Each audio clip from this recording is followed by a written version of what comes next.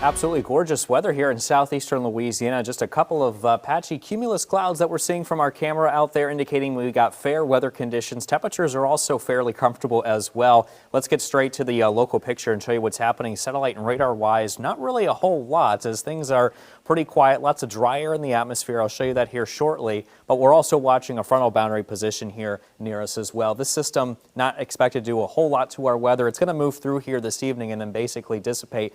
As you can see, plenty of dry air here in the upper levels of the atmosphere, and that's why we're still looking at mostly dry and fair and overall quiet weather conditions. But that's going to be changing, and I'll talk about that here shortly as well.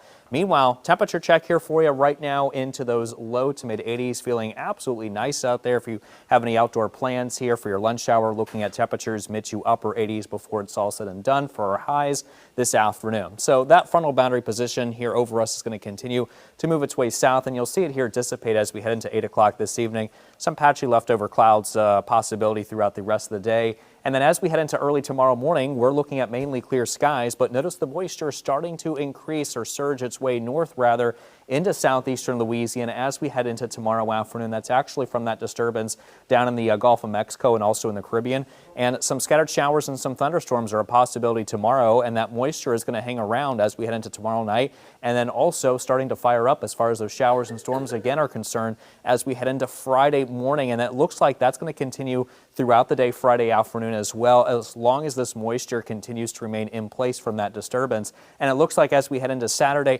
some showers and storms just offshore that could probably move in here once again as we head throughout the rest of the weekend as well. Meanwhile, we're watching what's happening in the tropics here. This is Hurricane Kirk in the far eastern Atlantic. It's a Category 1 hurricane, winds at 85 miles an hour. That system is not going to be a threat to any landmass, and certainly not southeastern Louisiana either, as it will continue to recurve and out to sea here. It could become a very strong hurricane, though, before it starts to make its recurve here out to sea by Friday. It could be as strong as a Category 4 system.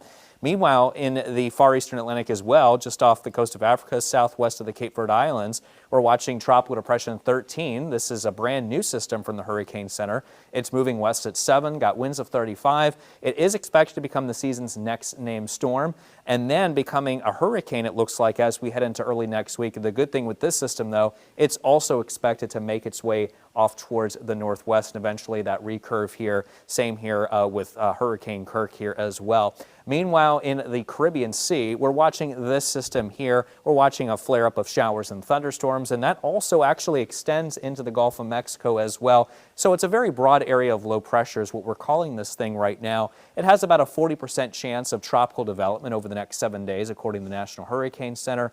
Now, the models are kind of weak with, or at least weaker with this system. It does have it moving into the Gulf of Mexico, but keeping it well to our south. Right now, though, what it will do is just increase our moisture, and that could lead to some increasing rain chances as we head into Thursday, tomorrow, and then now will continue into Sunday. And then once that system exits the region, we're looking at some clearing conditions, drier conditions on Monday and Tuesday.